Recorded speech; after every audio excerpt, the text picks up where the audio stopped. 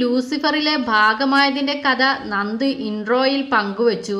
പൃഥ്വിരാജ് സംവിധായകനാകുന്ന ചിത്രത്തിൻ്റെ ഭാഗമാകണമെന്ന് തനിക്ക് ആഗ്രഹമുണ്ടായിരുന്നു എന്ന് അദ്ദേഹം പറഞ്ഞു.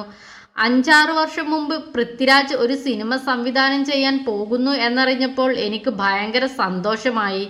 സിനിമയിൽ വരുന്നതിന് മുൻപേ തന്നെ രാജുവിൻ്റെ ആഗ്രഹം സംവിധായകനാകണമെന്നായിരുന്നു. പക്ഷേ അദ്ദേഹം വലിയ നടനായി മാറി, നന്ദു പറഞ്ഞു. രാജുവിൻ്റെ സംവിധാനത്തിൽ ഒരു സിനിമ വരുമ്പോൾ ഒരു വേഷം ചെയ്യണമെന്നൊരു ആഗ്രഹമുണ്ട്. എനിക്ക് ചെറിയ വേഷം തരണമെന്ന് ഞാൻ രാജുവിനോട് പറഞ്ഞു. ചേട്ടന് പറ്റിയ വേഷമൊന്നുമില്ലെന്നാണ് രാജു പറഞ്ഞത്. മുഴുനീള വേഷമൊന്നുമല്ല ഞാൻ ആഗ്രഹിക്കുന്നത് എന്ന് പറഞ്ഞു. വെറുതെ നടന്നുപോയാൽ പോലും ഞാൻ ഹാപ്പിയാണെന്നും പറഞ്ഞു. രാജുവിൻ്റെ ആദ്യ സംവിധാന സംരംഭത്തിൽ ഞാൻ ഭാഗമായി എന്ന് എനിക്ക് പറയാമല്ലോ. ആ ഒരു സന്തോഷം. ശരി, നോക്കട്ടെ ചേട്ടാ എന്ന് രാജു പറഞ്ഞു. അദ്ദേഹം ഓർത്തെടുത്തു.